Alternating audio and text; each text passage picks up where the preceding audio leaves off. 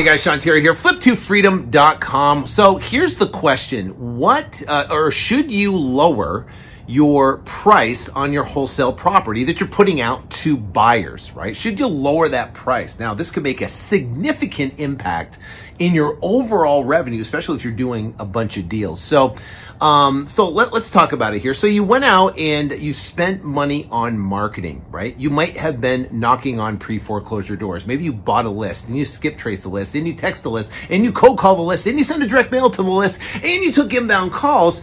And we know that the numbers, if you've been following me, are typically one contract for every 25 offers that we make. So that means you went out and made 24 offers and generated 24 leads and talked to 24 sellers and analyzed 24 deals, right? And now you've got a contract you're super excited about it. You open up escrow, you get going, and now you put it out to your buyer's list. Now, a couple things are going to happen when you put it out to your buyer's list. Either you don't have a buyer's list, which we can talk about here in a second, how to find buyers in a market, or you do have a buyer's list and they're going to want to renegotiate the price. Of course they are. That's what they're investors. That's what they do. They're trying to get the best deal. You're trying to get the highest price. They're trying to get the best deal.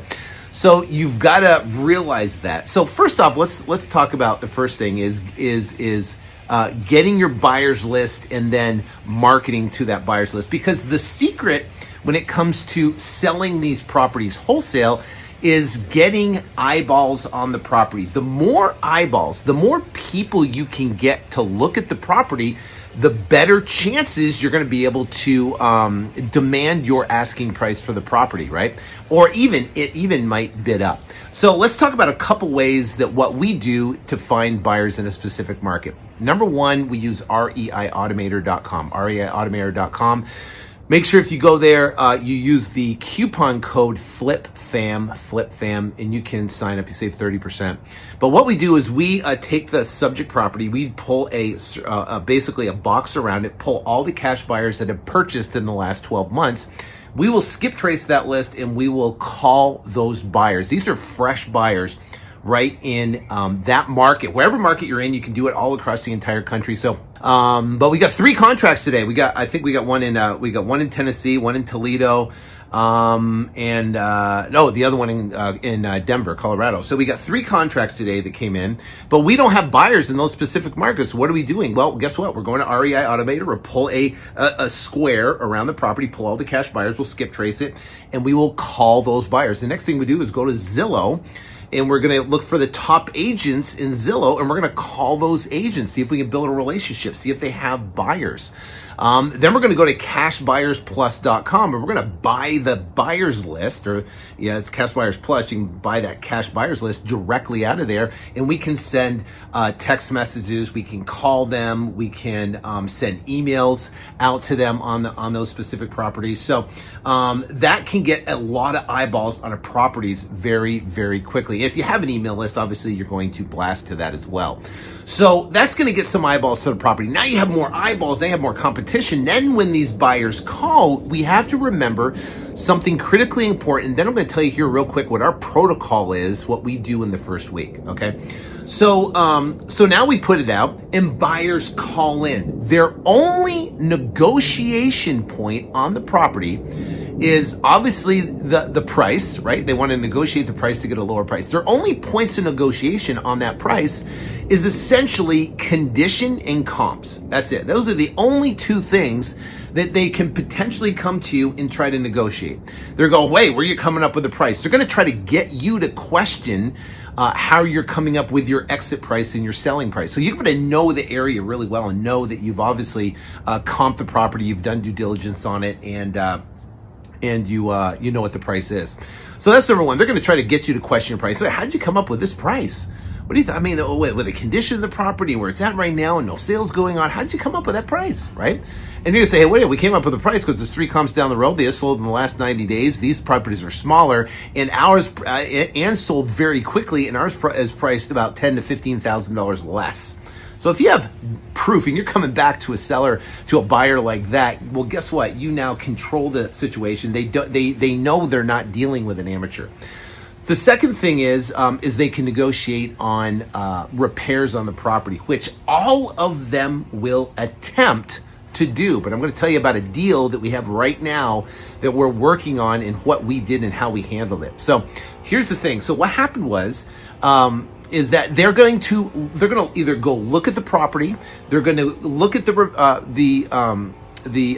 pictures of the property, and they're going to come back and they're going to try to renegotiate on repairs. They're going to say, "Oh my gosh, the windows need this, and the roof needs this, and the I have to take off this much trash and this much roll off. I have to do this, and this to the property." And you got two different options. You can buy their story, or you can sell them on why you have a phenomenal deal. And if they don't step up and buy it, you'll sell it to somebody else, right?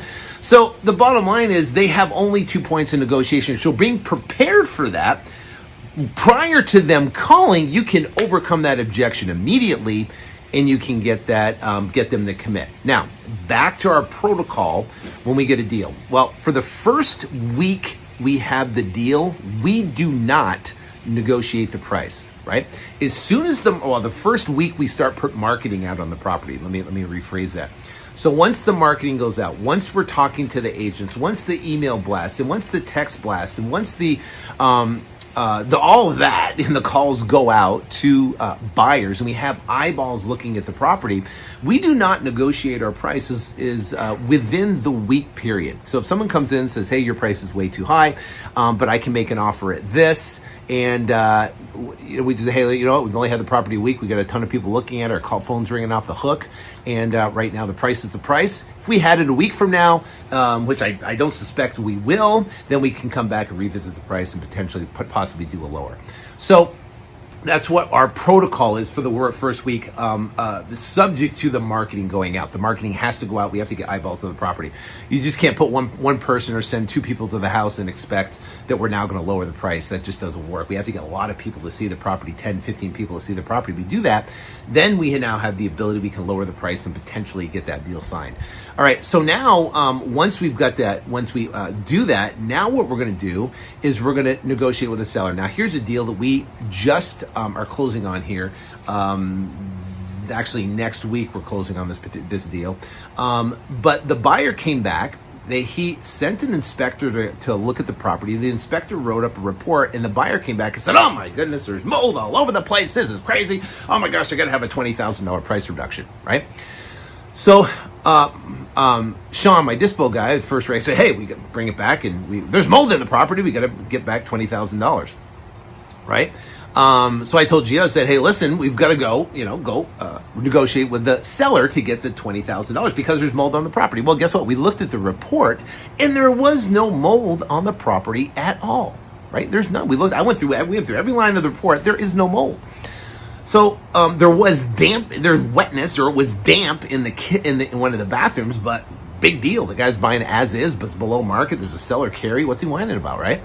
So the bottom line is that he was trying to create a bogey, trying to create something with the property, and came back and said, "Hey, we want to get a $20,000 price reduction." So I went back to him. I called him personally. I said, "You know what? The price is the price, right? So that's what it is. The price is the price. It's a seller carry. It's a smoking deal. If you can't make this work, I've got other people who will, right? What do you want to do, right?" And so he called back an hour later and said, "It's done. Write it up. Get it over." Actually, he came back and said, "Well, can we do 10,000?"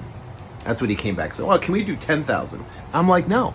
Unless you can show proof of mold, which you don't have, then I have other buyers who'll pay full price. What do you want to do?"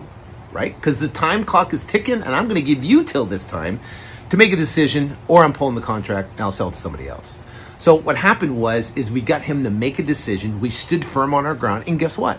He took at our price. And now we're closing the deal at the price we wanted without having to negotiate, without having to go $20,000, because he made up this theoretical thing.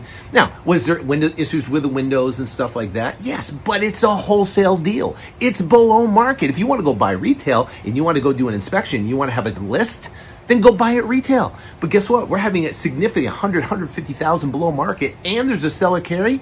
I don't want to hear it. You need to buy the property at the price and at the terms we have, or other, we will find somebody else, right? It's having no fear to negotiate. People are afraid to negotiate. They're afraid to push the buyer because, oh my gosh, it's my only buyer. Holy cow, what if he doesn't buy it? I'm screwed. I'm like, freaking out, right? If you need it more than the buyer does, then you have no leverage. But guess what? If they need the property and they need to get their goal, and they need to get the property, they need to deploy money, they need to get their buyers, they got to do this. So the bottom line is make sure you get a ton of eyeballs. Don't negotiate within your week. Make sure a lot of people see it. Don't negotiate. And then stand your ground. If it's a good deal, stand your ground. The buyer will move to you. Sell them on why you believe it's the best property at the best value and the best deal. Don't buy their BS. All right. So I hope that helps. Go out there and crush it and make it rain. Go to flip2freedom.com and download my book for free. And it'll tell you all about this entire business. God bless.